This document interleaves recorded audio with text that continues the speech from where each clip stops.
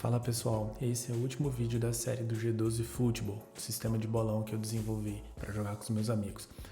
Nos vídeos anteriores nós falamos sobre a regra de negócio, mostrei como o front-end foi desenvolvido, as decisões de arquitetura do back-end e nesse último falaremos sobre o MongoDB, por que escolhemos o MongoDB e quais são as vantagens de usar o modelo documental. E também mostrarei um pouco sobre o deploy em produção dessa aplicação. Beleza? Vamos lá? Bom, primeira coisa aqui é o MongoDB Compass. Esse é a interface gráfica do MongoDB, oficial do MongoDB, tá? Então aqui eu tenho o MongoDB rodando localhost, tá? Então eu tenho aqui a minha base, o G12, né, que representa o nosso bolão, tá? Que está rodando aqui nesse momento, tudo em localhost, tudo em ambiente de teste, né? Então vamos voltar aqui e analisar um pouco o que temos de coleções nessa database. Então eu tenho a coleção Match, eu tenho Live Scores, Batch, Ragdogs e Scoreboard. Vamos visitar a Match, tá? A Match, ela é a coleção que representa o jogo. Então se você observar, eu tenho o Home Team e o Away Team, né? O time da casa contra o time visitante. Então cada um desses é um documento que representa um jogo, tá? Vamos fazer um filtro aqui para buscar somente jogos da Copa do Mundo, tá? Do Round 6. O Round 6, se você está assistindo essa série desde o início, você vai lembrar que eu criei alguns jogos. Então, a gente tem as quartas de final, que representam França contra Marrocos, tá? Entre outros jogos aqui. Então, primeira coisa que eu gostaria que vocês observassem, que é uma vantagem do MongoDB. Esse documento França contra Marrocos, ele já está com status closed. Ou seja, esse jogo já terminou. Se vocês se lembram, ele foi às 5 horas e eu coloquei o resultado dele como fictício 0-0, né? Então eu dei esse score para ele, tá? E aí, se vocês observarem, o jogo de baixo, Espanha e Bélgica, ainda está aberto, porque o jogo ainda não aconteceu. Portanto, eu não sei quanto será o resultado, o score. Então eu não posso cadastrar esse dado ali. E aqui é uma grande vantagem do MongoDB.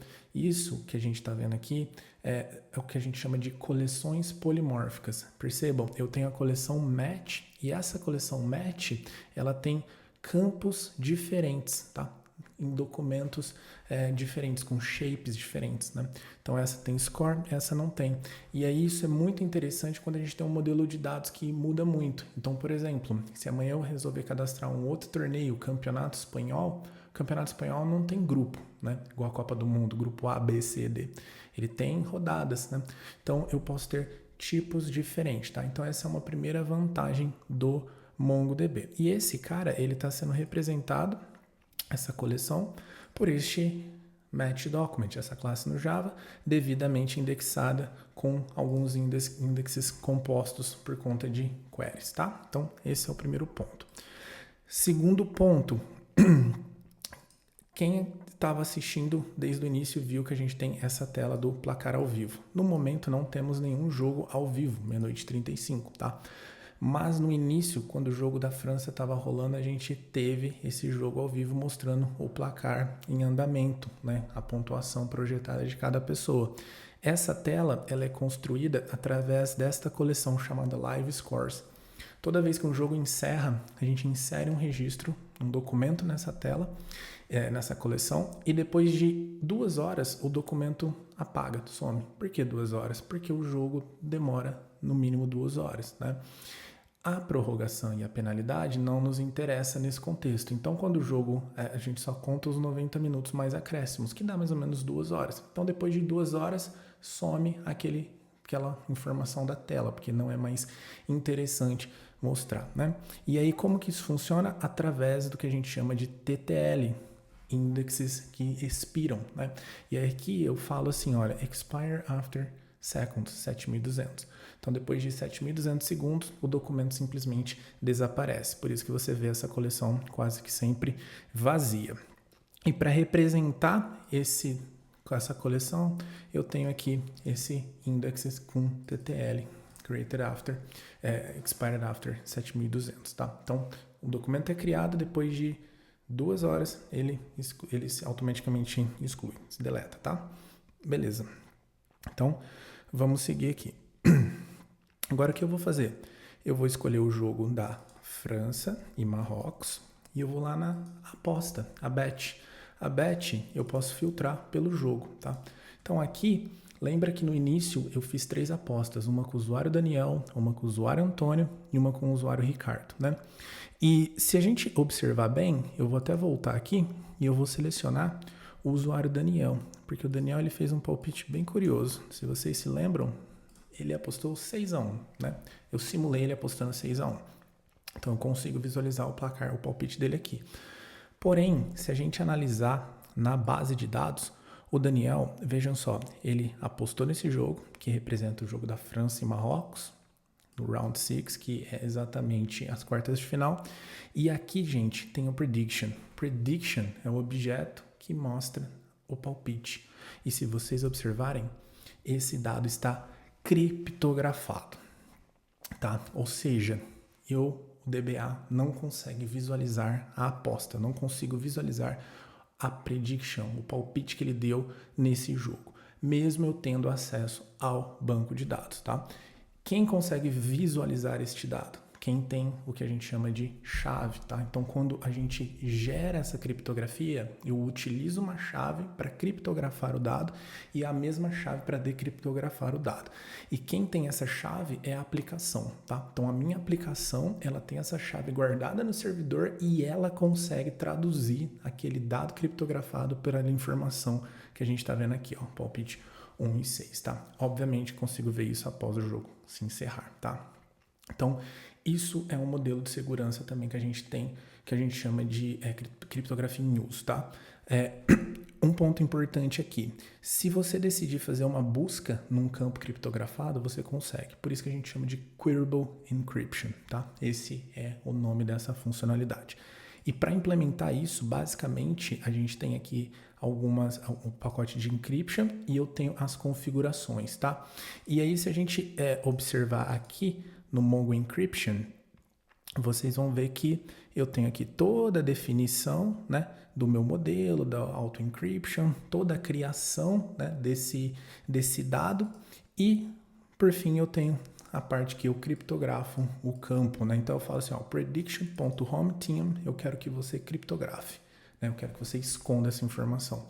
E o away team também, né? O palpite do time de casa contra o time de fora, tá?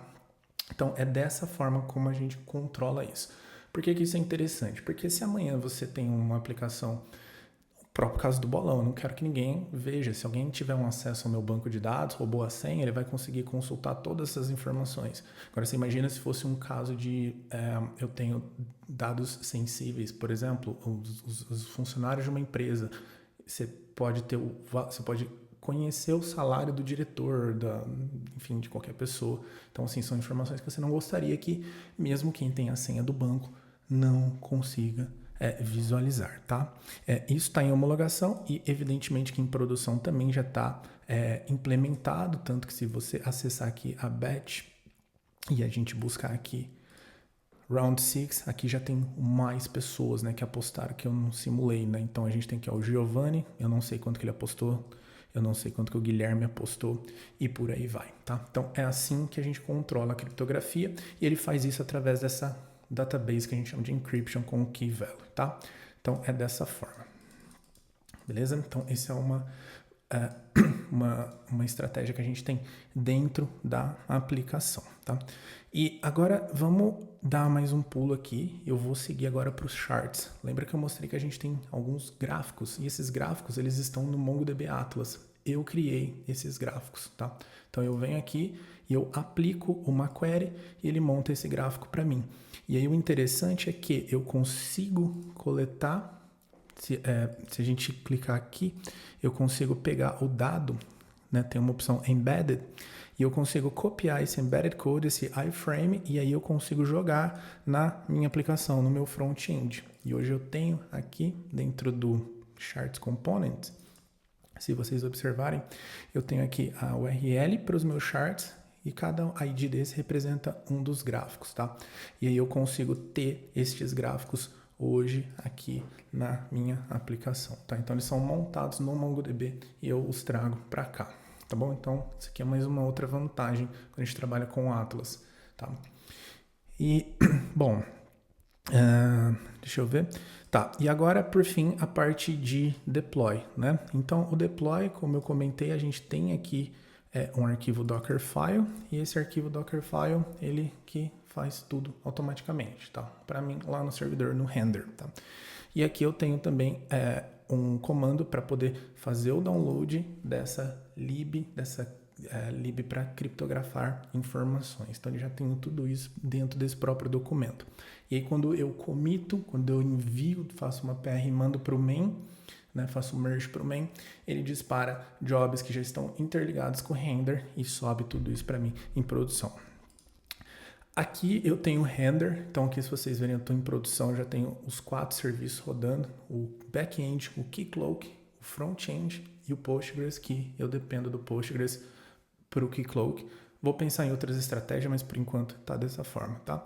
E aqui, para cada um desses, eu tenho as environments. Obviamente eu não vou liberar, porque senão eu vou ter que trocar isso daqui futuramente, depois que liberar, tá? Então, eu tenho outras informações aqui. Então, no render vai ficar só assim, não quero abrir muito para não correr o risco de deixar alguma ponta solta, tá?